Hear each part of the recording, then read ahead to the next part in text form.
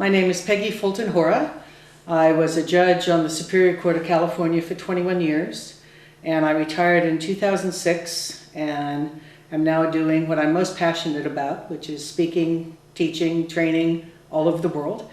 Between vacations and conferences and other opportunities, I've been out of the country, 18 times in the last 2.5 years, and out of state more than 30. So I also sit once in a while as a judge just to keep my fingers in it.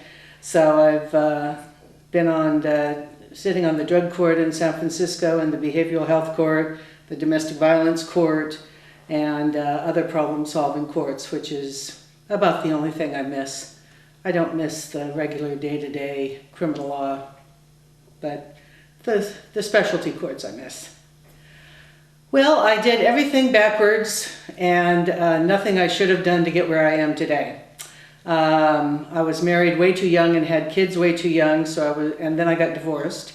So I was a reentry student before they had the phrase, and I went to my local community college because it was free. Then I went to my local state college because it was cheap, and I had to be home to get my kids during the day. And then I went to law school, and so during that whole time, the kids and I would do homework together every night, after dinner. And then my first legal job was with the Legal Aid Society of Alameda County, and I started to work there as a law clerk. And then that's when an attorney position became open at LASAC, Legal Aid Society, Alameda County. And I became a regular staff attorney, and then I became the managing attorney.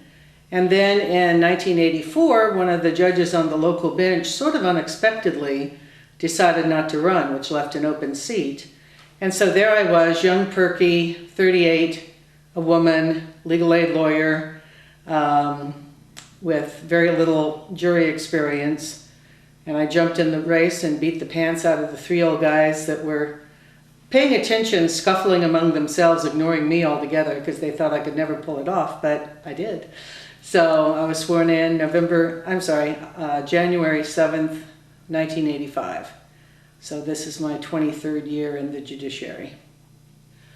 Well, I did, what every new judge does, what they assigned me. So I did criminal and civil and traffic and small claims. I never, throughout my career, did probate, family, juvenile, or any of that.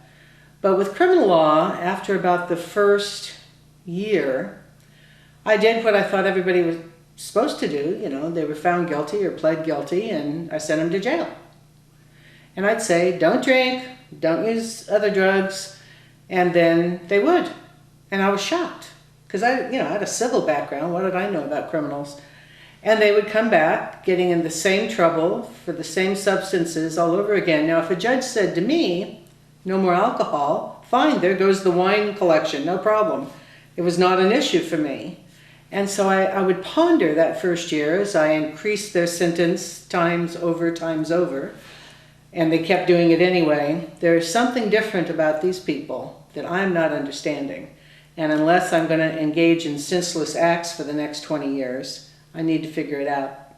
So I started taking classes in chemical dependency. I said, addiction. What an issue. No wonder they keep doing it, because they can't not do it. So I started understanding, all the brain research that was just starting to come out. I mean, the 90s really was the decade of the brain. I started understanding in some ways, the non-volitional nature of addiction. And I said, we have to do something better, because what we're doing is ridiculous, and it's expensive, and it doesn't work.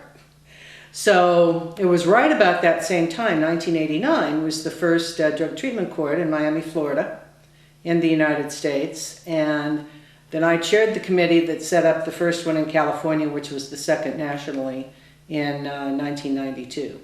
So they always call me a pioneer. And of course, I immediately get the self-image of the bonnet and the reins of the oxen cart, and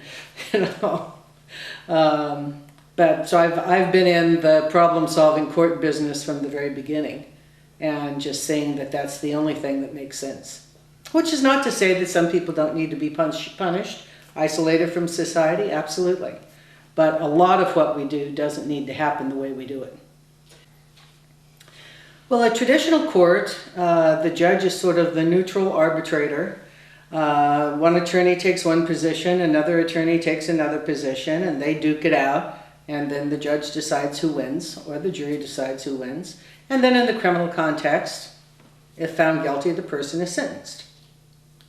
In a problem-solving court, the question is not what are the merits of this particular case, not who should win or lose, but rather what's the behavior, what's the underlying issues that is bringing this person back to court over and over again. And can we use the power of the court and the power of a collaborative justice model to help solve the problems that person's having to keep them out of court? So the problem-solving approach is, let's get to the root of what's going on here and forget some of this other stuff. Yeah, of course you need to have a traditional model as well and the traditional adversarial system. But there's certainly room for a different way of looking at things to solve some of these problems that either haven't been approached before, were swept under the rug, or didn't exist before. And the public is looking to us in the judiciary to solve things we've never had to solve. I mean, ridiculous things, in my opinion. Why should I get to decide who gets the sperm of the dead guy, you know, that had the sperm frozen? I mean, my God, I don't want to discuss sperm in court. Thanks very much. And, you know, why would I be qualified to decide such a crazy thing? Or the woman who gets a restraining order against another kid in the sandbox. The children are 3 and 4 years old. You know, what are you doing bringing that to court? And I could go on with a million different ridiculous cases that people are looking to us to solve. And we don't have the expertise to do that. And sometimes not the wisdom either. So I think there's a greater expectation that's coupled with a real change in attitude about criminal law, and particularly around alcohol and other drug issues. Because we're more open now about people having addiction problems, the whole idea of anonymity was great for AA back in the day, but many people have chosen to give up their anonymity to help break down the stigma of the disease of addiction.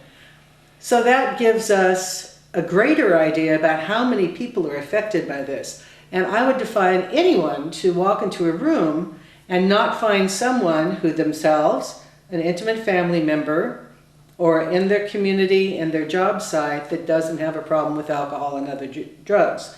So there's this openness now of talking about those kinds of issues, and one of the bases for bringing people to court, coupled with better treatment, better understanding about treatment, better communication about the disease of addiction, so that 60% of people now, if you just take a survey, which they just did, say, no, we don't want nonviolent drug offenders to go to jail or to prison. It's a waste of money.